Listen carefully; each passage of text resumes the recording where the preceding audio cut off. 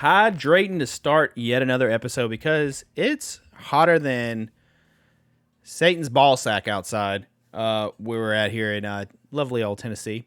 Gotta love the heat. But welcome back to another episode of Sippin With Sin, the podcast where we talk about stuff and things and stuff and all things important and not important and just, nerdy stuff that we want to talk about because it's our podcast, so we can do what we want. But welcome back for yet another episode. We appreciate you tuning in and listening and letting us tickle your ear holes. But we got stuff to discuss this week. We got some finales that happened and some other things we want to talk about. So let's not dilly-dally. Let's not drag this out like I want to do for the last minute. But it's okay, because that's what I do sometimes, No worse than a Christian rant. But speaking of Christian, let's welcome him back for yet another episode. The one and only Christian. Hello, everyone. How we doing today? And then we wait for a response, and we get crickets. Podcast struggle. I'm here. I'm talking. Oh. If only you could just hear them respond. How weird. Dude, technology, one day that may be a thing. How weird would that be? Like, you'd be like, hey, how's everybody doing today? Like, streaming it all, and instead of text, it's like, people are like, hi, like a Zoom call or something. That would be very strange. And, like, same with podcasts. People are like, hi, hey. And you're like, what the? I mean, I wouldn't put it past some kind of technology stuff like that eventually happening, because, dude, who would have thought the stuff we can do now with, like, streaming and all this stuff that's going on now, like, when we were kids, would you ever thought this stuff would be possible? No, like, I'm not gonna lie, dude. Like, as a child, if you were to tell me what a podcast is, that would sound too much like the radio. And I was never a person who liked listening to the radio, so I would have been like, that's trash. But now that I listen to podcasts all the time and I'm on a podcast, I'm just like, this is one of the greatest things to do, because I can listen to something while I'm working or working out or whatever, and it's just really cool to have that. But I can also, listen to it or tune it out for a second if I need to focus really quickly and then come back in. And it's just something that I really enjoy. Plus, like, I enjoy more so now hearing what people have to say about certain things, especially things that I'm interested in, like nerdy shit. Because when I was a kid, we didn't have that. Yeah. You had like your two or three magazines that we would get once a month, and that was I miss practically those. Dude, I mean, I'm just thinking, like, what magazines we're looking at, like the Game Informer, Electronic Gaming Monthly magazines. Game Pro. Game Pro was mine. Game Pro. I loved Game Pro. There was Shonen Jump, of course, which we still have Shonen now, but it's like digital. But back in the day, Shonen Jump was the only way you were getting your anime manga fix, because there was no Crunchyroll back then. So if Cartoon Network, Adult Swim wasn't showing your favorite anime at the time, you weren't really going to watch it unless you caught it on Sci-Fi, which was like, what, Ninja Scroll? Remember the old school Ninja Scroll film? That shit was awesome. So, like, that kind of stuff. But, I digress. Podcasts now are awesome. I love it. Dude, man, I would... That was one of the best feelings, is, like, as a kid getting that issue in the mail and be like, ooh, new game magazine to read. And you would just, like... At least me, I would go front to back. Just looking at everything, like, digesting it all. And be like, I want to play this game. And then reading it, maybe rereading it over and over again, till I could play it, walkthroughs, all kinds of stuff. I miss those. Yeah, I mean, that's definitely something that I also did. I was super into, and I'll continue to do that. Like, it's just one of those things, man. Yeah, man. Back in the days, talk show radio, essentially what podcasting is. That's crazy. Yeah, that's very true. And very, also, very true. I like to throw it back to Mama Sin and them sometimes. Because when I was a kid, I'm sure you probably heard this too, being a gamer, I would get told, you're never going to make money playing video games. Why do you play video games? You can do something else. And I was just like, And here I am. My job is playing video games. So, take that. See? Told me I can't do it. And old me is doing it. Sort of. Now, I still don't make money playing video games, sadly, but the fact that people literally make a living doing that is awesome. But nowadays, we live in a world where you can pretty much make a living doing anything you want, as long as you advertise whatever you're doing well enough for people to I think me and you should sell feet pictures. I would be a liar if I said it never crossed my mind to sell pictures. Oh my God. Okay. It's definitely not crossed my mind. Like, nobody's going to want to look at my feet.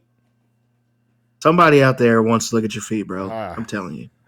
I mean, I could sell beard pictures. It's not the greatest beard ever. I don't have like some legendary Odin beard or something, but I mean, I could get like some nice beard close-ups and angles. You know, it's all about the angle. You got to take the right angle for the beard picture.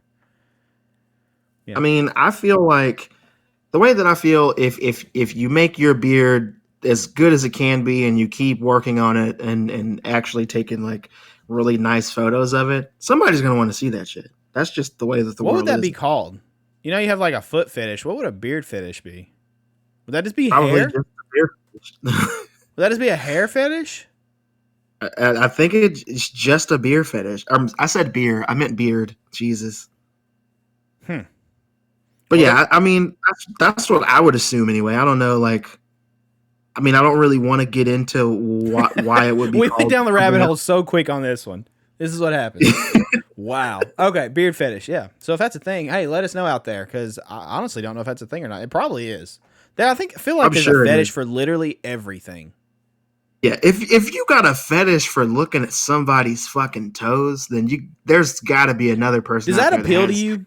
While we're on this subject, it doesn't appeal to me. I don't like. You mean feet? Yeah. No, not at all. I actually hate feet with a passion. Like I don't know. Like me and Mrs. Sin were like dating or something. I wouldn't be like, hey, let me see them feet pictures. No, like that. No, I don't know. I guess my brain just isn't wired that way. I have no clue. That isn't something for me though. I did hear Yeah, somebody man. say an argument. It was on like another podcast, but it was like if the girl has like really nice like done up feet, like nails painted nicely, and like they're really well taken care of, then I guess it's a sign of like I don't know, like their upkeep. I don't know, like had a whole long thing about it, and I was like, wow, that's a lot for just some feet. But Yeah, I'm just not like I've never been the person and will never be the person that looks at a woman and is like, man, she's a 10, but her toes aren't painted. Like, I just don't care, dude. Like, yeah, the last thing I'm looking at in general is a woman's feet anyway. And like, if you're looking at a woman and judging her by the way her feet looks, and there's so many other things in life that you could be doing at that point than looking at the feet. No disrespect to anybody who's in the feet, by the way. Like, if teach his you're in the own. feet, you're in the feet.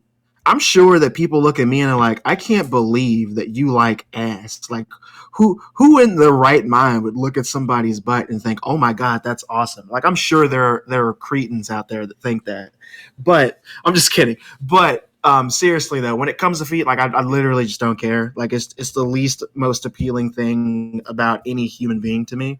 And all you doing with feet are walking on them, and they're literally meant to take a beating, bro. Like just walking. Because before we invented shoes and arch supports and all that stuff, your feet were just literally getting destroyed every day because we walk everywhere. So I just don't care. Just Okay. nothing about a foot is appealing to me. But anyway, Christian likes booty meat. Got it. booty meat. Oh my God. Okay, so now that we went on that topic, that was not scheduled, but it happens. That's part of podcasting. You tend to just kind of spiral sometimes. Let's do what we do to start every podcast, and that is talk about what we've been watching, reading, listening to, or playing recently, and we'll let Christian, Mr. Booty Meat himself, lead it off. Mr. Mr. I love Booty it. Meat. I think that should be your new gamer tag, Mr. Booty Meat. Mr. Booty Meat. Dude, if I didn't get immediately banned, I would totally do that. Just That's forget funny. Vin and Ink and just be Mr. Booty Meat. That's Man. brand friendly. Right. There's no way that I'll, not make money playing games if my name is Mr. Booty Meat. But anyway, it's been kind of a slow week, but I've been looking into reading, watching gameplay, news, everything for the new Gotham Knights game. Okay. We got a release date for that. It's coming out the 25th of October, so very, very close to Halloween. And I mean, obviously, they're smart for that. Like, this is definitely one of those games that was made and meant to come out in the summer for people to, really harp on and enjoy. But I think that they put it out in October because it's cold. People are inside playing games more at that point. It's right before the new slew of games come out, which is normally in November. So you get this is like the last hurrah you get before like the new the new wave, right, of games that come out before the end of the year. So I'm really excited to play this. In this game, for those of you who haven't looked into or care about this game, Gotham Knights is the newest in the DC pantheon of games. It's at first we thought it was going to be in the Arkham world, but it's not. Uh, I don't think that it's in the same universe as that. I think it's a little different. They changed some things around. That's kind of a bummer for me, but also like whatever. Just give me more games that don't blow. So I'm into it. But you get to Wait, play as the sidekick. wouldn't it be in that What's that? universe? Isn't it continuing after Arkham Knight? I mean, the thing about that is, if you played Arkham Knight to the end, right, and Batman essentially dies, so this game wouldn't make sense because Batman at the beginning of this game apparently is sending the message out that he has died. I mean, well, you know what? They could totally make that work. But at the same He time, the probably character design, the models are weird. premeditated to send it out or something. Yeah, it's Batman. I mean, you gotta. He always I don't expects know though, everything. because Robin in the Arkham games is Tim Drake, which is great, who it has a buzz cut, like he's almost bald. So his character looks completely different here. He looks a lot younger here. And if you remember, his character was supposed to be engaged to Batgirl, Barbara Gordon, which is weird because we would have assumed that to be Nightwing, Dick Grayson. So that's not necessarily the case in this game. So I'm assuming they've changed some things around continuity wise. But anyway, since we're playing some sidekicks, you get Nightwing, Batgirl, Robin, which is Tim Drake in this game, and Red Hood. I'm super excited to play. Right off the bat, people are going to ask me, "Oh, what character do you want to play? Who do you want to be?" Anybody out there that knows me, that remembers my amazing stint in the very first Injustice game, knows that Batgirl is my girl, and I love her. And I play. You remember? I played Batgirl, and I I don't remember. used to wreck with Batgirl. I don't So remember. with that being said, I'm super. You don't remember? Oh, okay. So I remember that a lot, and I really want to play Batgirl. But my favorite Robin, just in general, has always been Tim Drake.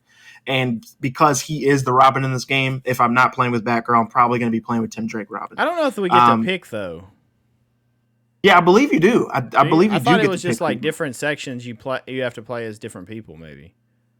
I'm sure in different sections they'll probably recommend you play certain people, but the game is supposed to be multiplayer, so I think you can just kind of pick whoever you want and go through the game as that character if you want to.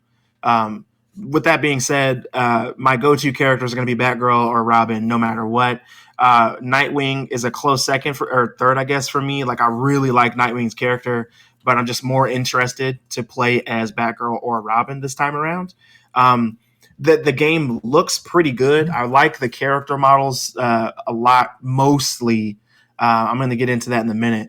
But there are just some things about this game aesthetically that are very pleasing to me, and I really hope that the game turns out to be exactly what I'm hoping it is, because this is right up my alley. I actually have wanted for a long time to play a game where you get to play the sidekicks of Batman, where you get to play as Nightwing, you get to play as Robin, you get to play as Batgirl, you get to play as Red Hood. I would love for this game to come out and have DLC where you get to play as like Azrael or different Batgirls or Nightwing in his Robin costume, or Red Hood when he's when he chose to be Batman for a little bit and it was a disaster, or even Tim Drake when he did the same thing, like all those things when he became Red Robin, all those. I would love for that to be in the game. I don't want to get my hopes up because it seems like they have a pretty linear story that they want to tell, and that they want to stick to that as much as they possibly can. But we'll see what happens.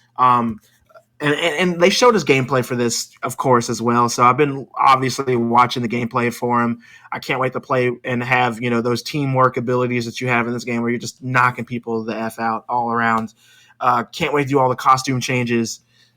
That's something that I love in games in general. You give me a game where I get to customize a character, whether it's a character that I've created or a character that's pre-created for the game. If I can customize that character in certain ways, like colors, costume changes, like I'm all about that shit. It's all color coded as well. Nightwing is blue, Batgirl is yellow, Robin is green for some reason, and Red Hood is, of course, red. So with that being said, I'm going to get into some Who things was that I yellow? don't like. Batgirl? Huh? Batgirl's yellow? Batgirl's That's yellow, probably yeah. why Robin's yellow. Or Robin's green. I mean, it would make sense, like Robin has a lot of green in his costume, so I totally understand it. But it also, the color green in the Batman universe symbolizes a lot of different things, and they're typically, bad things like green for Venom, for Bane. You got green for the Joker's hair and him and the Joker gas, and then the Joker Venom, and then you got the Lazarus Pits and Ra's al Ghul and all that stuff. So there's so many things that you could kind of equate to that. But then I guess blue's the same way. Like people tend to, think blue. They think uh, almost like Captain Cold for some reason, but Mr. Freeze, like that kind of thing. So we'll see what happens. And I'm really hoping this game really, really brings the villains. Like I'm hoping that we get a nice peek at the Rogues Gallery. I don't want to see the same people that we've seen in every game. I know we're getting Mr. Freeze at some point. I know we're getting the Court of Owls. But other than that, I don't really know who else we're getting in the game. But I really, really, really hope that we get some dope boss battles. I hope we get some really cool villains. I hope that they give us access to the Rogues Gallery like we haven't seen before, man. Like I really just want them to open this shit up. Like Batman's not there. Why wouldn't the villains be running rampant in the city? I know you got the Court of Owls story going on, but fuck, dude, like this is the perfect time for you to get Clayface in this bitch, to get the ventriloquist, give us another Viper battle. That was cool when she was in Gotham Origin. Or I'm sorry, Arkham Origins. Like those kind of villains that we don't get to see all the time would be amazing to see here. And I'm sure they're gonna put the fucking Riddler in there and give him his whole shtick that he always has in these games. I'm sure that'll be a thing. And like whatever, I'm cool with it. But I'm just excited, to really see what they bring to the table. Like I said, with that being said, though, I'm gonna switch over to some things I don't like. I'm gonna start with Red Hood. Red Hood is way too fucking big, bro. I can't. I just can't. He's fucking huge. I can understand if Batman's character model was that big because they're going with like Frank Miller kind of Ben Affleck looking Batman. I could see that. But Red Hood being this fucking hulking beast just doesn't make sense to me. Why is he that freaking big? He's huge. And then his ability to get around is like this mystic Lazarus pit kind of thing that he's doing. This it's weird. I don't like that shit at all. That looks ridiculous. And then the costume that he comes with, like his like factory set costume that he has these like belts all around him, like he's in the 90s again. So he just has like belt straps and stuff, and it gives him like a codpiece kind of thing. And then he's got more on his like upper thighs.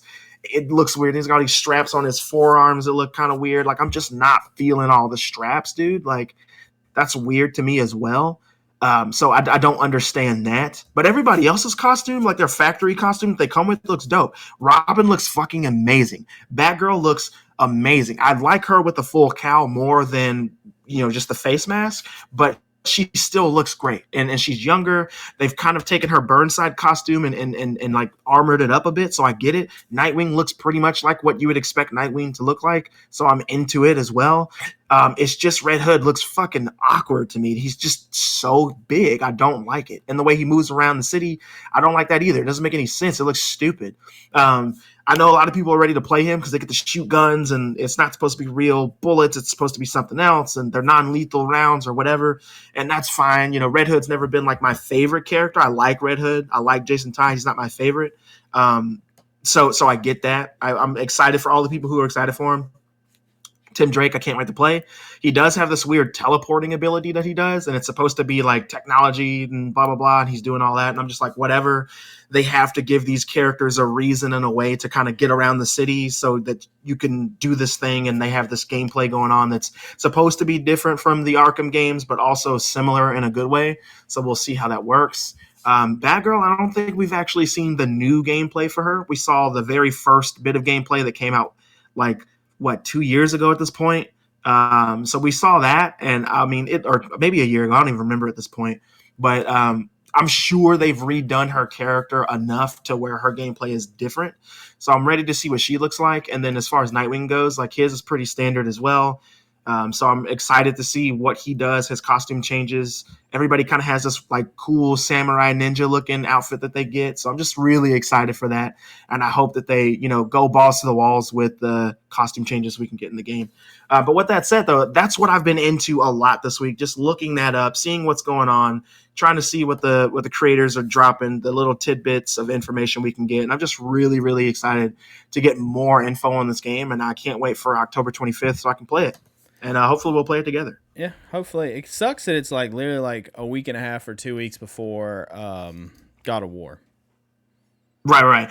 It's dumb, but it's also very smart. It's very smart on their part because everybody's going to want something to hold them over until God of War. And this game, everybody's going to be playing together online. But when God of War comes out, that is single player only. Everybody's going to be doing that by themselves. Yeah. And I totally understand because games like this are way easier to sell to people who are used to playing games online with other people, I, however, am used to and really like playing games like God of War. Single player. The story is really intricate and there's twists and turns going on everywhere. I love stuff like that, but I'm such a huge DC fan that this game automatically takes my attention because it's DC. So, of course, I want to play it. And I get to play it with people. So that's cool, too, if I want to do that. So there's a lot of things about this game that just make me excited, make me want to play it, make me want to see what's going on. With that being said, though, I'm super, super excited to play this and to get that going and also play God of War when it comes out. When God of War comes out, dude, I'm not playing anything else. It's God of War and nothing. That's what's happening.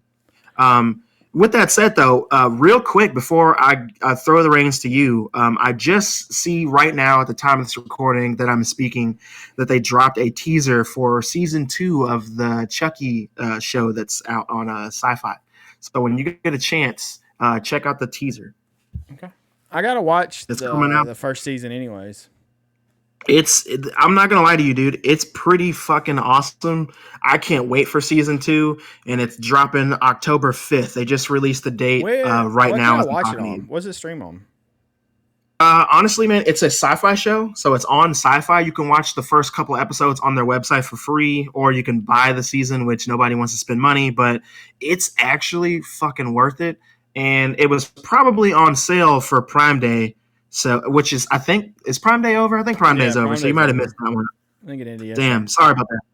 But yeah, man, it's totally. I'm sure I can find it. Yeah, man, it's the USA Network Sci-Fi. They get one F word per episode. You're guaranteed somebody's gonna die each episode. And like, if you've seen all the Child's Play / Chucky films leading up to the show, then it's fantastic. Okay, check it out. All right. So what I've been into, a lot of not fun house stuff. We've been doing that. So that's always a wonderful time. So that has been very time consuming. But other than that, I finally was able to watch a movie I've been waiting to watch for a while. Sadly, it is not Black Phone. I haven't seen Black Phone yet at the time of recording this. But it's X. Movie called X. And it takes place in 1979. It follows a group of young filmmakers who set out to make an adult film in Royal, Texas. But when their reclusive elderly hosts catch them in the act and cast themselves in a fighting for their lives. So I'm not going to lie. I don't know how much I can really say about it because I don't know how much will spoil for Christian. Now, I'm not sure if this is one he's wanting to watch. I do want to watch this one. I haven't seen it yet. I'm excited to see it. I've been meaning to try to like just go ahead and rent it or whatever to watch. I just haven't gotten around to it, but it's definitely something I want to see. Okay, so without going into too much stuff, I'll just say, okay, so this movie, I got a lot of different horror movie vibes from this movie. So initially starting off in the 70s, Texas, they're in a van. It's a group that's kind of similar to the group in Texas Chainsaw Massacre. They go to like an old farmhouse area with like a barn and stuff. They even stop at a gas station before. Like all of this was like super identical to Texas Chainsaw Massacre. Like I was like, wow, this is literally Texas Chainsaw Massacre. Like I feel like they're redoing, like they're making a version of it or something. But then it kind of pivots. So from there, You go from Texas Chainsaw Massacre to The Visit. Kind of like a Visit vibe. Which is probably going to confuse Christian a little bit. A little bit. You're going to go to a Visit vibe and... I'm trying to think what else you can compare it to. You mean where they go to visit the grandparents? Yeah. Okay, I got you. It turns... I personally... I don't know. Maybe I just like weird, scary movies at times. I didn't hate it. I actually kind of liked it in its own way. It has the girl from Scream, Jenna Ortega, right? I think's her name. Yeah. It's got her. Yeah, that's her name. She's in here. Brittany Snow's in here. Kid Cudi's in it, which kind of threw me off. Kid Cudi. I did not expect him to be acting in it. How was his acting? It's all right. I mean, to be honest, he does not say a lot. Take that as you will, if you think he dies early or not. But he doesn't have a ton of lines. And more strong, silent type, I guess. He does have some lines, but he doesn't have like... I'm trying to think. There's this dude that to me, it really did look like Matthew McConaughey. The way this dude wore a cowboy hat and stuff and walked around, I was just waiting on him to be like, all right. But he had more lines, and then some of the female characters had more lines. I'm trying to think. There was another movie I wanted to compare it to. I mean, it had some cheese. It definitely reminded me more of like an older style horror movie, slasher movie. And I think that's probably why I liked it, because like it was 70s more horror style. What? Like 70s or 80s? Yeah. And it definitely had that vibe with it more. And I liked that about it. It did have some kind of like... a very small sample size of like a Hereditary or a Midsommar, like at times like almost not scary but uncomfort level, if you will.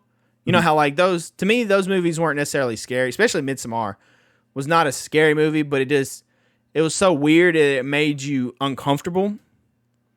And so it had some of that a little bit. But yeah, all in all, I liked it. I mean, for the most part, I liked it. You may think it's boo-boo shoes. I don't know. But I mean, me and I watched it with a buddy, and they liked it too. So it was I mean, different. I'm into A24s, and I'm used to... I like seeing them like take different takes on certain horror that we're used to. So I'm excited to see it, man. I really do. I hope that I like it. I'm not really going into the movie thinking, oh man, it's gonna be trash. Like I think it's gonna be good if I just sit and pay attention. Well, I mean, it's not gonna it's not anything that's gonna change, like blow your mind and like revolutionize the horror genre. You know, like it's not that. But I knew it was a slasher going in. I'd heard, for the most part, good things about it. And literally anything I saw looked like Texas Chainsaw Massacre to me. Like that vibe of slasher. And I was like, okay, so it's going to be like that. I mean, literally Texas van, gas station, old farmhouse. I think the movie starts with like cops at a scene where 24 hours after everything that happened kind of thing. Like all of that. I think they found like footage. This all that vibe gave me super Texas Chainsaw Massacre, but it had some nice little twists and little turns. It wasn't bad. It's definitely, if you're into slashers and you're into horror movies, I would say watch it. I enjoyed it. I would watch it again. Okay, but I'm trying to I want to talk about certain things in it, but since you want to watch it, I'm trying to like wait until you see it. That way, I don't ruin anything. Gotcha. I'm trying to think if there's anything else to compare it to. I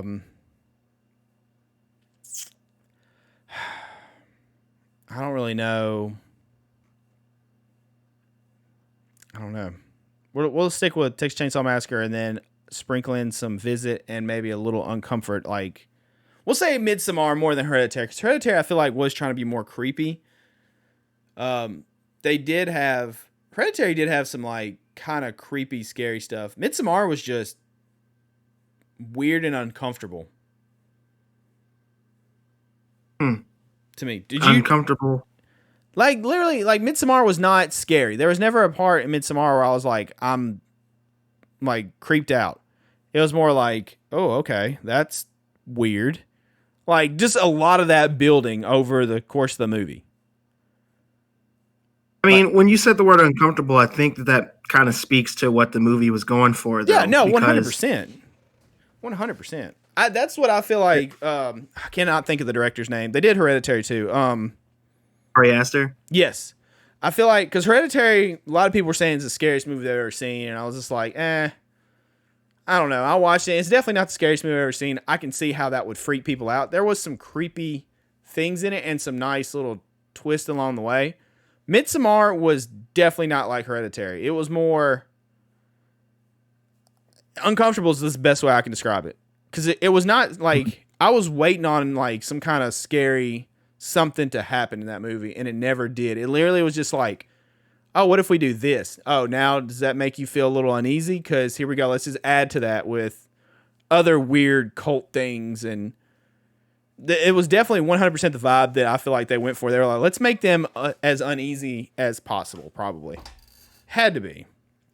Which worked. I mean, I think for what they went for, that movie was good. I agree with you, man. I think that Hereditary and Midsommar, I think those are two excellent examples of what horror can be. Yeah. It's And I good think new that, horror. I should preference. Like, that director and those are some of the best new, original, not like remake horror that's like doing their own thing. yeah, absolutely. And I think here soon, man, we're going to see people taking these types of movies and not just redoing them, but telling stories that are so similar to them that we're just used to seeing them anyway. That will for sure happen. And I'm okay with it, man. I'm not gonna lie. Like it's whatever. That's just kind of how these movies are, destined to be. With that being said, I'm just really glad to see more horror. Like I'm a horror Yeah. fan. I've been a horror fan since I can remember watching movies, which was probably the age of like I don't know 5. That's when I started watching this shit. Um, and I just really enjoy the feeling of being scared. Now Yeah. I've watched so much of this shit in my life that You're none of it's ever. desensitized. Yeah, I am. I'm desensitized, so none of this is ever scary. But I'm not watching these movies anymore to be scared. I'm watching this because I really enjoy the genre. I Yeah. really enjoy this type of Mrs. Sim movie, makes fun of me all the time because we'll watch and something seeing and this. like, oh, sorry. Go ahead. No, you're good. I was just saying, like, I really enjoy movies like this, the horror movies genre in general. I just really enjoy it. And not only do I enjoy it, not only do I, miss movies like this, I want to continue seeing them. It's just good to see more, bro. Like, why wouldn't I want more? Just like I'm a huge Batman fan, and people, love Batman now because the movies are coming out and they've been good or not good, depending on the person or whatever. But like, we keep getting them, right? And we keep getting these movies because people go see them, right? People pay to go see it. Batman works. So that's why we keep getting him. And I want to keep getting Batman films. A lot of people are like, oh, I'm so tired of Batman. I want to see something else. And I'm just like, you know what? There was a time where the last Batman movie we got was Batman and Robin with George Clooney and Chris O'Donnell. So if we could keep getting Batman movies that are better than that, I'm fine with it. Not only am I fine with that, but also shut up. Like you don't have to go see the movies. If you want studios to stop making movies that you don't like, the best thing that you can do is to not see them, not talk about them. Don't get on a podcast and talk about how much you don't like this. Just literally give it nothing. Then they'll stop doing it. Yeah. So, like, for an example, a movie that came out recently that I'm not a huge fan of that you like was Morbius. I like how Morbius you said, didn't do I well said it wasn't bad, and you've hung on to that. You and your boo you boo love shit. Morbius. it's fucking Morbin time in your house like all the time, It's dude. more than I time get it. in my house. Oh yeah, we've watched it multiple times at this point. Not true. We've watched it once, and that was it. This But guy. like, but that's the thing though. Like it's good that people out there think that the movie isn't that bad. That's good because that means that if people talk about Morbius enough, we will get another Morbius film, like a redo or whatever. Like somebody will find a way to tell another fucking story about a guy who turns himself into a pseudo vampire and kind of saves people and kind of doesn't. Like we'll get that again because people are talking about it, right? But movies that nobody fucking talks about that we don't get, those are the ones that we don't get sequels on because everybody knows that they're bad and they just literally full stop on those fucking movies. So with that being said, though, more horror is always good. More Batman is always good to me. People are, starting to sour on Marvel films, and like, I like the Marvel films. I'm not like the biggest Marvel advocate. You guys know I like DC more, but just because uh, Miss Marvel, which we'll get into, came out and I wasn't the biggest fan, doesn't mean I don't ever want them to do Miss Marvel again. I want them to do better. I want them to impress me. I want them to do the character justice like I believe she should be. Those kind of things. That's what I want to see. Yeah. So, that's how I feel about it. And So speaking of Miss Marvel, before we transition to Miss Marvel, that was good. That was a good attempt. I liked it. I tried. That was really good. I just wanted to give the score. So IMDb gave X a 6.6 out of 10. Rotten Tomatoes 95%. Metacritic gave it 78%. Yeah, like I said, not bad if you like that stuff. I want to shout out another director since we were talking about Hereditary and all them. Jordan Peele. I really do like his movies. They're very, very predictable. But since we're talking about horror, I really like what he's doing. And I like the fact that he's doing different things as well. Anything that, kind of like you said, anybody that will bring almost like a fresh flavor, or even if it's a predictable horror movie, just bring a solid movie to the table that's not necessarily a remake, even if it's a remake, whatever. But Jordan Peele doing that. The dude that did Hereditary, I already forgot his name because my memory, apparently I'm dumb. But yeah, I really like, the fresh faces in horror, bringing us new content and getting people talking about it. More horror is always good. And speaking of horror, something that has been scary and for the last 6 weeks that I've had to watch has been Ms. Marvel. So let's transition to that because let's talk about it. Man, so Miss Marvel, I'm gonna go ahead and just start talking about Miss Marvel. I'm gonna kind of talk about the entire season, but as briefly as I can. Okay. Miss Marvel came out. The first episode was honestly, it wasn't bad. It was a pretty good episode. It's a pretty good episode. It got you invested. It got you wondering what they were gonna do with the story, how they're gonna get to the point that they needed to get to. Blah blah blah. Then you watch more of Miss Marvel, and this is my opinion. This is my experience.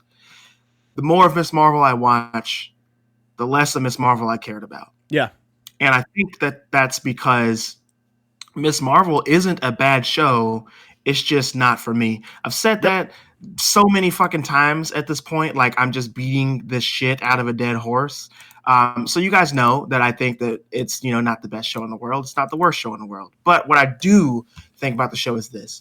I think that the people who really like Miss Marvel and that they're going to take this show and get it a second season and probably a third season, and we're going to see this actress grow up as this character, and it's going to be awesome.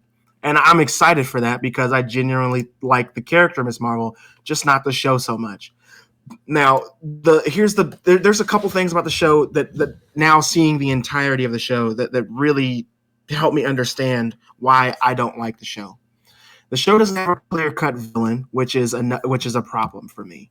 I love a superhero-esque show or a straight-up superhero show, which is what this is, that has a hero and has a villain, or has heroes and villains. Like, that's nice. This show, however, doesn't have a clear-cut villain, so that's a problem for me. Another thing that I don't like about this show, and this is all stuff that I've said before over podcast episodes in the past, so I apologize for repeating myself, but Kamala, like, she's a really fun character, fun-loving character. She's easy enough to get behind, so I understand all that stuff. But with that being said, she waffles a lot, and I understand that she's a teenager. I understand that she's young, but Jesus Christ, dude. She's got Bruno, who she cares about and likes, and that's her best fucking friend in the world. And they can talk about anything, and they can do all this shit. Then she's got this other girl who I can't remember her name right now, and I apologize. That's her other best friend, and they go to mosque together, and all this is cool. What's her name? Nakia or something? Yeah, Naki. So like that character, they're like best friends and stuff, but she doesn't tell her about her powers. And I get it because like, you want a secret identity and shit. So I'm like, okay, that makes sense to me. Then we get later on in the season and they go, out of the country and we have this whole thing. And let me just say, when they went out of the country, man, and they met like the Red Daggers, plural, like the show just really fucking started tanking to me. You're introducing these characters at pretty much the end of the show. Their backstory is really kind of weird. It doesn't make a whole lot of sense if you're looking at the comic standpoint. But then if you forget the comics completely, which I had to do, forget the fucking comics and just look at the show for what they're giving you, like, what's the point? Who the fuck are the Red Daggers? How many are there? What do they actually do? What do they actually do? Do they protect the world? Do they not? Like, are they vigilantes? Are they not? Are they just little Red Hood people? Like, what's going on with these characters? Because effectively we see a couple of Red Daggers the first time, but then we only really see like Papa Red Dagger, who fucking dies that same episode, and then this other guy who's a Red Dagger, who's MK from Into the Badlands. And it's really weird for me to see him do this like accent, this like Pakistani accent, but I know he doesn't actually have an accent at all, and it just sounds kind of weird. So I'm not really enjoying that. Then you got her Kamala, like, dude, she just like she's fucking slaying, dude. She slays it. Every guy that she meets in the show, every single guy that she meets likes her, and it's just like I'm cool with it. She's a beautiful young lady, so I get it. But like, I also don't understand because like she can kind of get whatever she wants, right? Like I don't. It just doesn't, to me. Just things just don't stick with her character. There's, like I said, there's not a set villain. Things with her character don't quite stick. They don't quite make full sense. She has this really bad relationship with her mom because of reasons, and then it's fine. And then her mom is her biggest advocate, and then her mom tells her entire family that she's the superhero character before she does, and then she tries to go back and tell her family because her mom tells her she should, but her mom already has. And so you have that going on, and her dad names her Miss Marvel because apparently her name means that anyway. And it's just like, bro, hear me out. Stop it. That's how I felt. This last episode was just egregiously annoying. So the last Kamala, 2 episodes. Well, I'm right now. Yes, you were correct. I'm focusing right now on the last episode because, dog, what the hell happened? Like, you have they're magically back in the States, right? And then they find out that Bruno's house, apartment, store blew up, and that his parents aren't around. So how is he affording this? Forget that. We're not even gonna worry about that. We're gonna move to the next thing. So you got that going on. So okay, and then you have she's like super worried about Bruno all of a sudden, like, oh my god, Bruno, yeah. And I'm just like, okay, cool. So are you into Bruno again and not the Red Dagger and not Kamran or whatever? Like, we're just not into these dudes anymore. We're into this guy. And then like they're getting ready to kiss and Bruno interrupts it. And it's just like, it's so much annoying, like little high school stuff, but they're like stereotypes, like hardcore stereotypes of what we're kind of used to seeing. So why are we seeing that much of that go down? Like, it's just annoying to me. Get back to the actual story. Then you got like I don't even remember what they're called right now. The government, essentially, they're the bad guys now. It's not the clandestines anymore. And then Kamran's the bad guy, but the government's actually still the bad guys, and they're both the bad guys. And then Kamran's good now. And then it's like really annoying. It's like it's just very all over the place. And then all of a sudden, she knows how to use her powers like a fucking G. All of a sudden, and then this is how they try to fucking get me. She just says "embiggen," right? So she starts embiggening her body, and I'm like, oh shit, that's like her power from the comics. Oh my god, but it's not though. It's still the light construct stuff that looks like weird CGI crystals that we're looking at. So you have that going on. So it wasn't enjoyable, man. Like I tried so hard to just enjoy this last episode, but it just legitimately wasn't very enjoyable to me, and that really sucks and it's really sad. But shit happens, whatever. But then this is what Marvel does at the end of every movie, at the end of every show. They have to hook you with a cliffhanger, with a post-credit scene, with something. And they did something that I expected them to do, but not the way that they did it. And I got something that I needed that I didn't think I was going to get from this show. But Bruno's coming up to her at the end of the episode. He's going to the school out of town, and we just completely gloss over him telling everyone about it and them being cool or not. They're just happen to be cool with it. What the fuck ever. But he's going to school and he tells her, "Oh, I checked your blood again, and I ran it with your parents, and it's weird. It's different. It's the mutation." So he's calling her a mutant, and they even played the X-Men theme from the 90s again, even though we just got that in the Doctor Strange movie. Like they play that, and I'm like, I was super fucking excited and super fucking pumped. And I realized that I was so fucking jacked up and pumped because we're getting mutants, and she's confirmed to be a mutant. She's no longer going to be an Inhuman, because a lot of people don't like Inhumans because they're just not the most fun characters, and I'm cool with that. But we're getting mutants, and I was more excited about the mutants than Kamala. I was more excited about the mutants than Miss Marvel. I was more excited about the mutants than the post-credit scene we got at the end of this, where Miss Marvel and her trade places. Miss Marvel and Captain Marvel trade places, and they're in different spots, and it's weird. And then they tell us that she'll return in the Marvel. It's like, I didn't give a shit about that. I only cared that Bruno said that there are mutants. That's all I cared about. So I watched this 30-something odd minute episode for her to get a costume from her mom randomly that she just happened to make on her way back home on an airplane, I guess. And she has this costume where she took her mask off like every 10 seconds, like she was fucking Tom Holland Spider-Man. She just kept taking her fucking mask off, and that was annoying. So we have that going on, and then she gets the costume and stuff, and I just don't care, but I care about the mutants because that's literally about why I watch the show. Yeah, please, God. If you were in like tights, and then you put on just a little thing that like literally covered your eye sockets, I'd still know it's you. They didn't even cover her fucking eye sockets. They covered like her. I've always thought that was kind of funny in like superhero things. It's like, you could tell who it is, but people are like, I never knew. Like, really? Tell me you can't look at these people and be like, wow, that's you. You're literally just wearing like glasses. Yep, it's that suspension of comic book disbelief that you got to let go of, so we can. Sorry, I just thought about that because I mean, when she put on the mask, I was just like, I mean, people have got to know, but whatever. Okay. Also, I didn't get the end credit scene. Like, that was weird to me. I was like, okay, how did they swap? But whatever. I'm sure they'll explain all that. Yeah, we gotta watch 20 hours of Marvel content before they explain to you why that happened. And I figured we would see Captain Marvel. You kind of had to. I don't like that we saw her in the way that we saw her. Do what? I really don't. I don't like that we saw her the way that we did.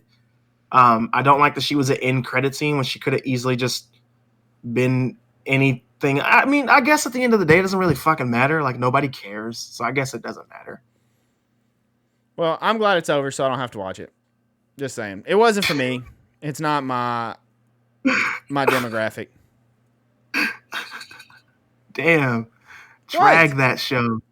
That's funny. No, I'm not saying it's a bad show. And I'm sure, like I said, if I was younger and closer to high school age and stuff, yeah, I might be more into it and I might be able to relate more to it. But right now, it's just, and I know it's geared towards this audience, but it's a little too childish for me and too all over the place. Like you said, I feel like we were jumping around on stuff too much and like, I don't know.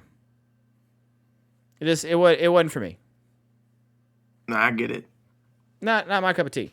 I do think the actress that played Kamala, I like her. And I mean, I liked the casting for the most part. And, we'll see what comes of it. I don't know what the Marvels is, but we'll see where they take that. I mean, and where we go from there. The mutant thing is definitely interesting. So, We'll see. That's pretty much all I got to say about the show. I mean, Yeah. like, I watched the entire show just to get that last little sting for mutants, and then I was done. So, I mean, that's it. I watched the show for you, Pod. I watched the show for you. I will I say. mean, I pretty much did too. Yeah, I I could have wouldn't. totally. Honestly, like I said, it's not for me. I wouldn't have kept watching it. It's not something like. It wasn't like Moon Knight that I was like actually interested in, or The Boys, or any of those other shows that we've been talking about that I'm actually like genuinely excited to watch each week. It would come out and I'm like, all right, I'm gonna watch it. All right, cool. That was about it. Fair. But not that the show was like boo boo shoes or anything. Just not for my age demographic. They went younger on this one, and that's fine. Just not for me. But yeah, I still don't really know a lot about Miss Marvel because I think a lot of this changed. So I still don't really know a ton about her. So we'll see where they take it. I agree, man. But on to bigger, better things, man. Let's talk about The Boys. Yes, let's because this show is my demographic, and this show does speak to me because apparently I like really deranged, crazy things. So we got our finale. We did. You can go first. I got a lot on this. I mean, you can totally start this up. Okay. So I have to rehash it. So the problem with this is literally by the time we record this, it's been almost a week since I've watched it. So I have to like replay it in my head. I will say again, I really, really like Soldier Boy. I really like Jensen and what he did with him, and I hope we see more Soldier Boy in the future. First thing that pops in my head is we finally have big confrontation. Maeve sets, I guess, kind of set it up in a way where she could escape. They pretty much are going to transport her because of who's coming? Why were they transporting her? They're transporting her. Somebody was coming to Vought. Homelander knew. Was it Soldier Boy? Or no? Are Butcher? You asking why they moved Maeve? Yeah, I'm trying to remember why they were going to move Maeve.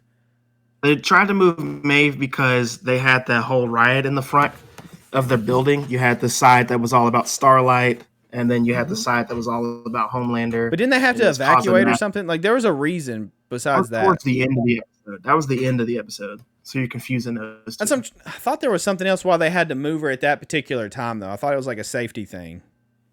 They had to move her because people were going to start looking for her there. So they moved her. Okay. Anyways, they move Maeve. They gas her. She wakes up.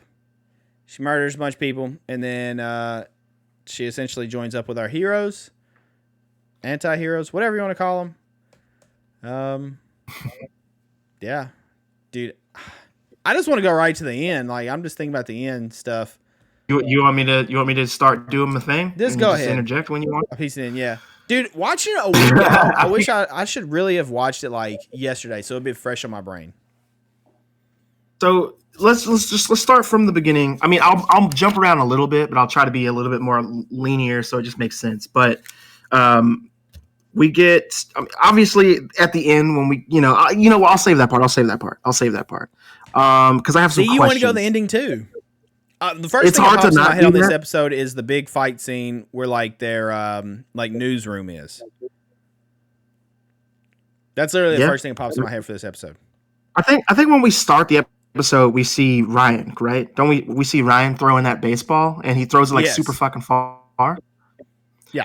So we see that he throws it really far, which contradicts the last season where we saw him throwing a ball with Homelander, and he could barely throw it at all. So his powers have grown like exponentially since the last time we saw him in the last season. So you have that going on.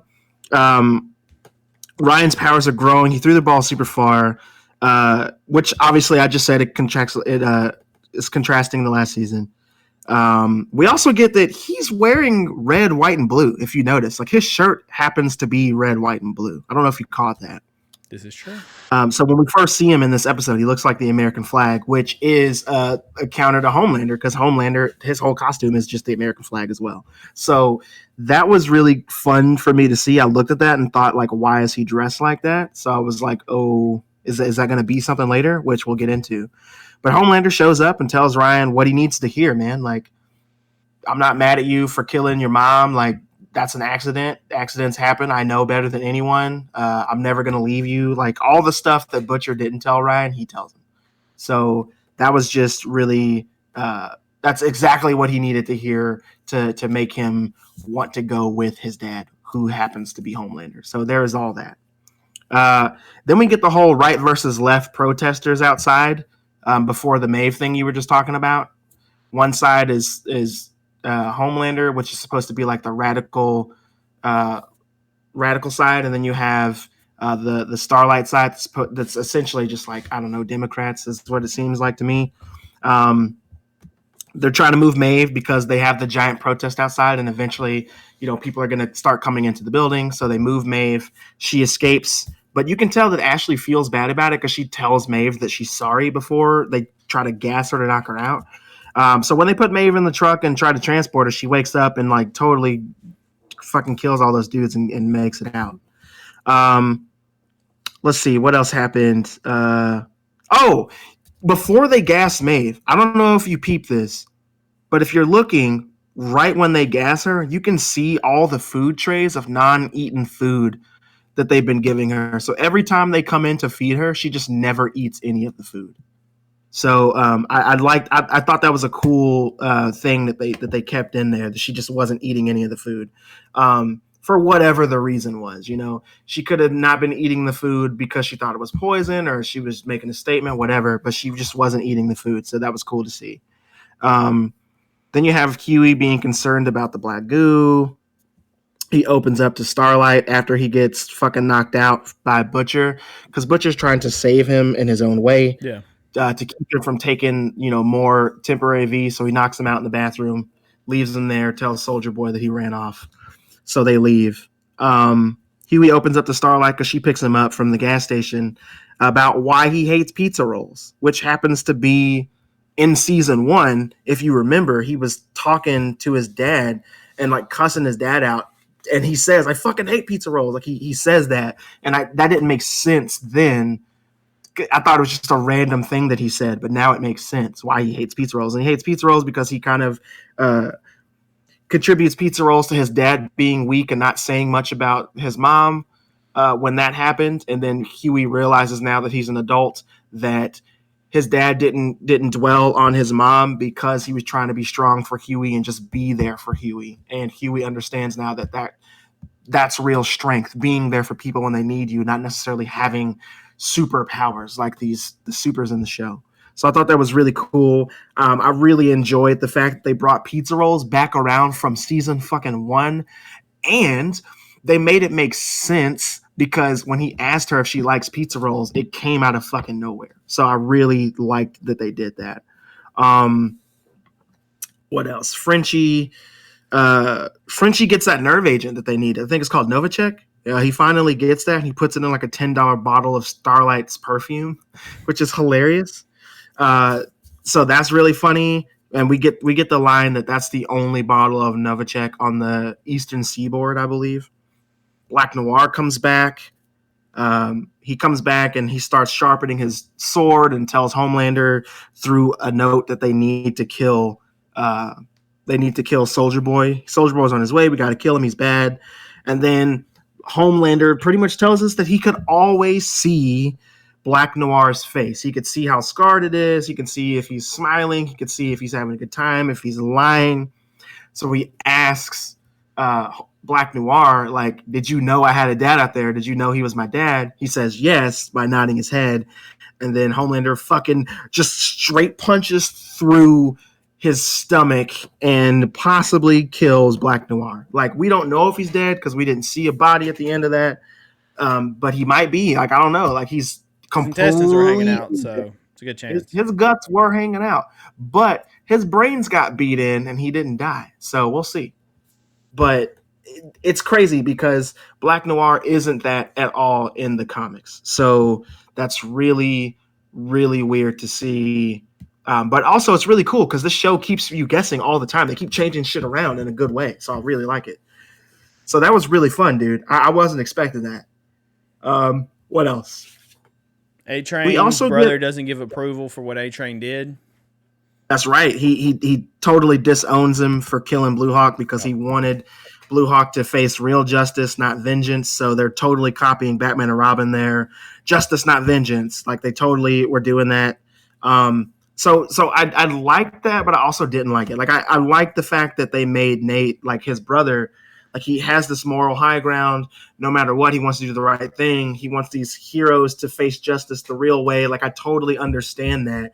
But at the same time, you just fucking paralyzed me and nothing was gonna happen to you. And then my brother with superpowers fucking murdered you, bro. He killed you. Like that sucks. I don't want to tell my kids like, oh yeah, he killed him because he fucking paralyzed me. Like I get that, but that just means he's a better person than me, because if it were me, I would have been like, thank you for killing him, bro. Like I appreciate that.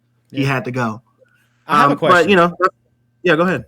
Okay, so every soup is mirrored off of a comic character, correct? Yeah. Who is Starlight? Um, Starlight essentially is just like, I don't think that she's necessarily based off of a hero. I think she's kind of a surrogate for the people. She's just supposed to be in the comics anyway. She's just a super uptight religious girl that comes in super wide eyed and bushy Because tailed. Mrs. Sin And said Starfire, and I was like, she is not Starfire. There's no way. I was like, I get more of a Jubilee vibe from her, if anybody, like with her powers. yeah, I mean, they totally used. I'm sure they're the show and used Jubilee as kind of a surrogate and made her a little bit more mature for sure. But Starfire, no. If she were based off Starfire, she'd have the exact opposite personality. She'd be hypersexual. It'd be ridiculous. So yeah, that one not so much. Not so much. Okay. I get why she went there with the name, but yeah, not so much for that one. Okay. What about Black Noir? Black Noir is essentially just like a Batman character, like silent ninja, doesn't trust anybody. I He's thought kind he of had there in powers, and out. though. He does have powers. I thought he could regenerate for some reason. I mean, all the heroes can heal in some way, right? They all have some kind of healing factor. Just depends on who they are, depending on like how well they can do that. But some of them just don't. Some of them don't heal at all. Like they just, they're just as malleable as we are. They're not super strong and stuff, but even A-Train has a measure of like strength and resilience, because when Huey punched him in Herogasm episode, he was confused on how Huey could hurt him, because like a regular guy punching him shouldn't do any damage. Yeah. So there is that. Okay. Sorry, that was my detour. Continue. Yeah, no problem, man. Like not ever. So in the comics, most of these characters were supposed to be based off of somebody, but that's mainly when it comes to team characters and some of the main characters. Everybody else was kind of just like, I kind of want this guy. I want him to have this power because it doesn't make any sense. But they changed so much stuff in the show than they do from the comics, so it's a little different. So that's where that comes in. Anyway. We already know that Starlight picks up Huey, takes him back to the boys. And then we see Kimiko getting pissed off at Frenchie because he's, getting high again. So she slaps him and is signing to him that, he keeps getting high. He doesn't care anymore. He's telling her that he doesn't care anymore. And she gives him this speech in sign language, trying to get him back on track. Then he's kind of ready. You know what I'm saying? Huey wants to save everyone, including Butcher. And the team is like, I don't know, man, but he's like, no, we got to save him. Like he could have easily let me keep taking the V and I would have died too, but he didn't. Like there's still good in him. He's kind of doing like the Luke and Vader thing. I know there's good in you, that kind of thing. So they're doing that. Then we switch back over to Soldier Boy and Butcher, and they kind of have a heart to heart of sorts, I guess you can say. Like they start talking about their dads a little bit. Mm-hmm. And then we get that oh man, like just thinking about it just brings it back, man. Like Huey, after we got the whole stuff Huey wanting to save them, we start talking about Soldier Boy. We hear that Soldier Boy was a huge disappointment to his father. And that he's essentially becoming his dad, right? Like he's doing all the same shit that his dad did to him. He also tells us that when he got powers, when he became Soldier Boy, his dad told him that he took a shortcut and that he was a fucking disappointment because a real man wouldn't take shortcuts. They would do what they needed to do to get where they needed to get. And I was like, man, that's fucking crazy. That is crazy. Let's see. What else happened? I'm skipping around. I'm trying not to skip around, but it's real difficult not to do so. I do know that right after Homelander killed, right after he killed Noir. Black Noir, he went back into that room and kind of talked mad shit to everybody. He gave every single person in that room the business, and it was hilarious. Made Ashley take off her those wig. are he made, yeah, dude. I was thinking this whole time, like, how does Ashley have a full head of hair after ripping her hair out so much? And he's like, Ashley, take off that ridiculous wig. And she's like, what wig? And he was like, take it off. And she takes her wig off, and she's just like pretty much bald with little strands of hair. And she's like completely demoralized at this point. She's sad and like trying not to cry. And he's telling her, like, that's the real her. He gets onto the deep for being a fucking bootlicker, essentially. Mm-hmm. And having all the issues that he has. He's getting onto A-Train because he really gets on the A-Train for killing Blue Hawk, because his whole thing is like, you don't kill your own kind. Like, you do not kill other supers. Supers don't kill supers. That's what we don't do. So it's really fun to see that, because he's all about that. He says that a couple of times in this season, but he will kill a supe if they get in his way. He does. Like, we saw him kill. Exactly. He's the do what I say, not what I do type parent. Definitely. Like, so that's really funny to see him do that constantly, man. Then we get towards the end of the episode, and we're getting ready to have our big fight with Soldier Boy and Homelander. And Homelander like brings out Ryan and kind of totes him in front of Soldier Boy. He's like, hey, I'm your son. This is your grandson. And he's getting all emotional about it. And he's like, you have a family. You got him. You got me. Like, we can do this together. We can be this. We can be that. And Soldier Boy kind of tells him, like, I wish that they would have kept me around so I could have raised you to be better and not such a pussy. And I was like, whoa. Yeah. I pretty much figured that's where that was going to go. But like, he just pretty much tells him, like, you're weak. You got all these emotions. You're weak. You're nothing. You're a fucking disappointment. And they start fighting. He starts choking the shit out of him. But Ryan, of all people, shoots Soldier Boy, or shoots, who does he pop? He shoots Soldier Boy. He lasers Soldier Boy in like the side. That's right. And then you get Butcher coming up, and Butcher's like, yo, you can't do this to the kid. He's my wife's son. And then Soldier Boy's like, whoa, he fucked your wife and you want to save this kid? Like, why? And he tells him, I made a promise. And he's like, no, this is your chance. You're throwing everything away. So they all start fighting. So while this fight's going on, Maeve shows up and she punches Homelander, and he's like, not now, Maeve. He just shrugs it off. Like, no big deal. Not now, Maeve. We got bigger fish. And she's like, I don't. And she starts fighting Homelander, and he's like, you want to do this right now? She's like, yes. So they start fighting, and that fight is awesome. That fight is brutal. How Maeve strong is Homelander, though, to take that punch and be like, not now? It's like, didn't even affect him. He's just like, not now, Maeve. Exactly. Then she punches him one. Yeah, dude, she punches him one good time and makes him bleed. And that's when he gets pissed off and actually starts fighting her. And the only reason she's even holding her own is because, if you remember, throughout the season, she's been training like every day. Yeah, and except for when she got minus that one time with Butcher. Yeah, so aside from that, she's been on it, right? She's been on it because her whole mission is to fight Homelander, not to kill him, because she knows she can't kill him, but she's definitely there to fight him and to give everybody a chance to do the thing. So that's happening. The boys show up to kind of help. They're there to help, but they're also pissed off at Butcher still. But still, they're trying to help. Frenchie's in a lab trying to make some more Nova checks so they can knock out Soldier Boy, because he's just too fucking strong, right? Just like Homelander. But the Maeve and Homelander fight is so good, dude. She's throwing nothing but hands. I love it. She gave this dude like a 5-piece no biscuit.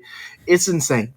She's beating his ass. He starts hitting her, and then we get to the point to where he just grabs her and like literally gouges one of her eyes out. And it was pretty brutal. Yeah. And after that happens, she stabs him in the ear, dude, with, I don't even know what she picked up, but she stabbed him in the ear with like a pole or something. Like a pin or something. And some little sharp thing. Yeah. Yeah, man. She got him right in the ear, and that messed him up for a little bit. And during the fight, with everybody else. Butcher and Soldier Boy are fighting, and that fight's pretty dope. And they finally break his shield, which is awesome. And then he's still a fighter. It's funny to see. I didn't think that Soldier Boy really knew how to fight because he always came in last minute in the wars and stuff. But that doesn't mean he wasn't actually training. He didn't actually know how to fight. They just brought him in later to toy him around. So he's fighting them, and it's not working out. And then it's him and Starlight, and Huey's getting ready to take the final dose of Temp V, but then he decides not to, and he turns all the lights up in the studio they're fighting in, and she gets like supercharged. She's like floating in the air and shit, and blast him one good time. But like the blast doesn't really do anything; it just knocks him back. So he gets up to finish everybody off, and then that's when they gas him. And right when they're gassing him, he's like, "I'm not going back in that fucking box." And he's getting ready to charge up and blow everybody up. So he does that, and while he's doing that, Butcher goes to save Ryan. Maeve's looking. Homelander's kind of discombobulated because he just got stabbed in the ear, and he's trying to heal from that. So Maeve tackles him out the window, and he blows up. And that's the end of that. And they literally cut to the next scene, and it's like a memoriam for Maeve, which is hilarious because Vought obviously twisted that up. They're like, Soldier Boy came back, and he did this, and Maeve saved everyone. And I was just like, of course they flipped that on her. Of course they did. So we found out that Maeve's still alive. She's back with her ex-girlfriend. They're going to move to the country, to a farm. All the powers. And, yeah, that told the V. It burned. He burned all the V out of her system, so she's just a normal person. She's still missing an eye. Her bones are broken and stuff. Huh? She's pretty beat up. Yeah, she's got broken arms. She's all jacked up. So we know that that's going to happen. Homelander asked the Deep to do something earlier in the episode when he was talking mad shit to everybody. When he asked them to, actually take her wig off and all that shit, and he digged into A-Train for killing his own kind and all of that. We get the Scorched Earth battle. Maeve loses an eye, but then we find out that he asked the Deep to kill the current VP, which is treason. And the Deep says that's kind of treason, but we don't know what he's talking about. But at the end of the episode, you see that there's a new VP, which is Victoria Newman. And that's terrible because she's, the VP under Robert Singer. And at any point, she could pop Robert Singer's head and become the president of the United States. Yep. And that means that we'll have a soup in the White House as the president. And that was also part of the deal for how Homelander could find Ryan. She gave him Ryan's location, and Homelander handled getting her VP. Exactly, which is crazy. Then after all of that, we learned that Butcher, because he took that V, he's got effectively a good year to live. They told him he could have 12 to 18 months, but I'm just going to say that's a year, which is cool because that's giving the show a timeline, and I'm pretty sure it wouldn't continue too much longer after Butcher's gone. So we've got 1 to 2 more seasons left of the show if they continue on the path that they're going down. So I like that because this show is amazing and I want more of it, but I also don't want it to run so long that it overstays its welcome. Yep. So I'm excited for that. With that being said, I just think that's a really cool ticking time bomb to have on this show. So I really, really enjoy that. And then after that, we see, we already talked about the Maeve stuff. The Deep gets his feelings hurt. He eats the hell out of a cupcake. Dude, he's like stress eating because his ex-wife, I guess, is on. Please be a fat Deep next season. Kind of like Fat Thor. If he's a fat Deep, dude, I'm gonna love it. Cassandra leaves him, and she's getting famous off of telling her story. She's even got her own book coming out called In Too Deep. And she's telling the world, like, you don't know the real Kevin. And if you did, you wouldn't like him. And it's hilarious. And if you look at the painting behind the Deep, you can see that he's gotten a promotion. Like, it's him and Homelander now. They don't even acknowledge A-Train on that painting in the back. I don't know if you saw that or not, but it's just him and Deep now, which is really, really, really fucking funny. And then, I forgot to mention that MM tells his daughter his backstory and what happened with Soldier Boy and why he's the way that he is. And she tells him that he's her hero, and she even stops him when he's finger tapping on the book that he's showing them, the photo album. So that's showing that he's repairing his relationship with his daughter, which is awesome to see. Uh, that I got a little emotional on that scene. I didn't like drop a tear or anything, but I was like, oh, this is great. And I think that's just from being a parent myself. Like that kind of pops up, and it's like, damn, that's really cool to hear. So that definitely happens. And Starlight is definitely a part of the boys now. She throws away her Starlight costume, and for good, she's joined the team. Butcher comes back, and they're looking at Victoria Newman on TV. They know that she's the new VP, and then Butcher ends that scene with them by saying that bitch has definitely got to go. So they're definitely on her list, and they're going to figure out a way to take her out come the next season or two. So that's going to be really cool. But I do have questions too, because before that, you see that there's a rally I think they're called the home teamers. And at the beginning of the show, we see the home teamers and the storm chasers. I want to say, no. The Starlight, I forget what they're called. They're called something. But in this part of the episode, the very end of the episode, you see the home teamers and the storm chasers who were there for Stormfront. They're all ready for Homelander to show up. He shows up, and then he introduces Ryan, who can fucking fly now all of a sudden. Yep. He introduces them to Ryan. He says, this is my son, Ryan. And then one fucking idiot in the back of the crowd throws a drink at Ryan and says, you fucking fascist, or whatever he says. And then Homelander gets pissed and just lasers his fucking head off, and it pops like a water balloon, dude. It's insane. It was so good, though. And yeah, it was so good. And he's sitting there like, oh my God, I showed everybody my true self. They're going to fucking hate me. They're going to do this. They're going to do that. And then of all people, Todd is in the crowd. Todd being the stepfather to MM's daughter. He starts cheering, yeah, and he gets the whole fucking crowd to cheer, and everybody loves Homelander for what he did, and he's happy. And then we cut to Ryan's face, and he starts smiling too. So is he evil now? I don't know, but probably he's about to be like little Brightburn. That's exactly what I was about to say. Yeah, literally Brightburn. I was trying to think of the name of it. I knew it was Bright something. That's gonna be him, because that bottle was bounced off of him, and he didn't go ow, like he would have. Because he was kind of a whiny little kid, but it just bounced off of me. He kind of looked at it, and then Homelander was like, I got this. Boom. Fatality. It's fucking crazy, dude. Questions. Victoria Newman, is she going to kill Robert Singer and be the new VP? Like, is that going to happen since Ryan's powers are growing? Is he going to be evil? Is he going to be like the Homelander's sidekick? Because he's already wearing red, white, blue. I'm sure. So, yeah. There's no telling what he's feeding. There's so much. No telling, dude. Probably human babies. I don't know. Well, I meant like how he's like. I was kidding. Helping him grow and like what he's teaching him and stuff. Like, oof. Yeah. Like what kind of knowledge is he feeding him? Yeah. Also, like what happened to Victoria Newman's daughter? We never saw her again after she gave her the V. Yeah, I don't know. One thing you forgot to say was Soldier Boy lived through the explosion also, and they have him back in a chamber. Gas. That's right. And who was it? What's her name? The boy's old handler. Yeah. I can't think of her name. Can't think of her name. About. Damn it! But she oversaw that, so that was that. And she also tried to warn Butcher that Homelander took Ryan, but he didn't answer the phone when she called. So that's why he was so surprised at the end of the episode when Ryan showed up. He would have been on brand there if he paid attention, but because he's an asshole and didn't want to answer her phone call, he didn't know. So he went in blind, and now he looks stupid. But yeah, man, that's The Boys. I thought The Boys, if you guys couldn't fucking tell, I love the show The Boys. I thought this season was fantastic. Every season we get, it's another banger.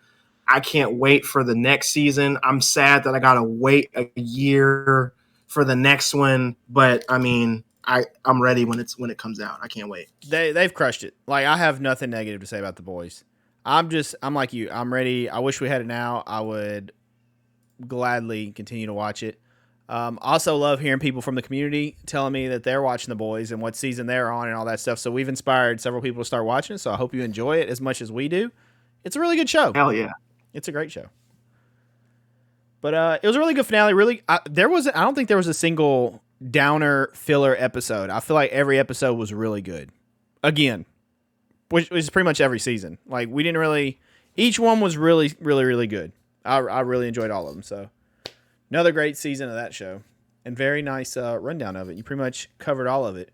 I was sitting there like as you were saying it, like I was replaying the episode in my head. Like it would just kind of start the train of thought of like how everything transpired. Mm-hmm. I need to watch stuff I could totally closer to time of the pod. Yeah, I could totally do this more often when we're covering shows and movies and stuff. If the listeners want me to do that, then you got to let us know on our socials. Yep. For sure, I'll do it more. I mean, it takes a little longer for me to like notate everything because it's really easy to watch a show and then be like, oh, that was cool. And then get in front of a microphone or a camera and try to talk about it without notes and then look like a fucking idiot. But if you take the notes, it takes more time. Sometimes it takes. Christian's like, what'd you say? I said, I.e. me, apparently. It's an example. No, I mean, like, I honestly, man, the position that you're in where you just watch it and then kind of talk about it is way more fun.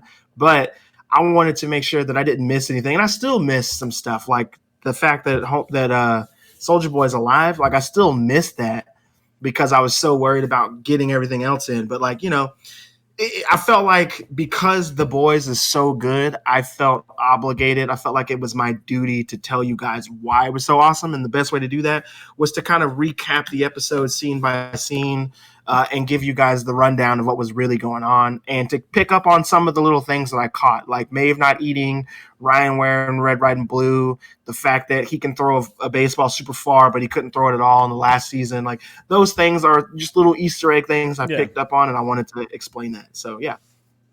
All right. Well, that concludes our segment on The Boys, and that means it's time to pass the whiskey. Because we are going to the last call, boys and girls. Whiskey! So get your drinks ready. Because this week we have our Irish brethren, Matt Sweeney, coming in with a question for us. He says, if you could have one holiday time all year round, what would it be and why? That is a no-brainer for me, Halloween. I would be in Halloween and fall all year round. I would be happy because it's Halloween. It's fall. There's football. I love the weather. I love the trees changing. I love everything about it. The air here in Tennessee is just nicer.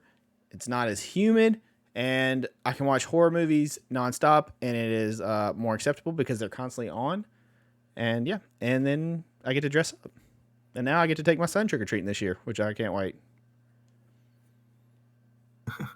So you can eat all his candy? Yeah, well, yeah. This first year kind of doesn't count. I can't wait to trick-or-treat, though. I'm super stoked for that. I'm going to be that weird dad that dresses up. I don't care. Do it, man. I don't think that's weird. I mean, I would do that with my son if I had him more on that holiday in particular, but he also gets scared really fast. So if I try to be something like really cool and scary, then he just freaks him out. All right. So what holiday for you? What would you pick? It's also a no-brainer for me. Like there is no holiday like Halloween. I love Halloween. It's my favorite holiday. It's always been my favorite. I love it for similar reasons, but not the same. I'm not a big sports fan, so I don't really care about football. I don't really care about the leaves changing colors, to be honest. I don't really care about it being fall. I just like the color combos of black and orange. I love dressing up. I love horror. I love the atmosphere that it brings. I love all of that. And for all the people who have like their own kind of Halloween goth look and they do that shit year round, like I want to be your friend because I love that and I wish I could pull it off, but unfortunately I cannot. But that shit's awesome. And if that's something that you do, that you're into, if that's your style, then we should absolutely 100% be friends. Hit me up. But with that being said, it's Halloween. Like it's the only holiday that I truly care about anymore. Like I'm not a huge Christmas person. I don't like Christmas music like at all. I don't like the fact that we start getting Christmas music, November 2nd. Like it's not really my thing. Thanksgiving isn't really my favorite thing in the world either. I know this is supposed to be about, family and togetherness and food.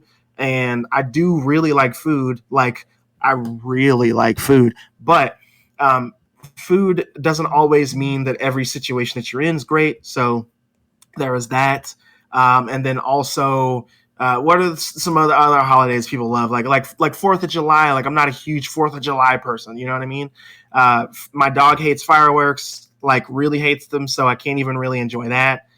So I'll let that go. And then other than that, my favorite time of the year is completely contradictory to yours. Like, I love the summer. I like the heat. I like wearing shorts. I like sweating a little bit. I don't like being humid and hot all the time. Don't mind you. I have all this hair and it's kind of crazy. But I mean, summer, there's just nothing like summer, dude. Spring is cool, but like, you know, it's a lot of rain and it's getting warmer, but in summer it's like hot, and that's the time people are out doing stuff. That's the time people are up late at night. That's the time, yeah, you know, you're wearing, you know, you're trying to impress people with you're wearing. It's not all boots, it's not all jackets, it's not all hoodies, like it's shirts.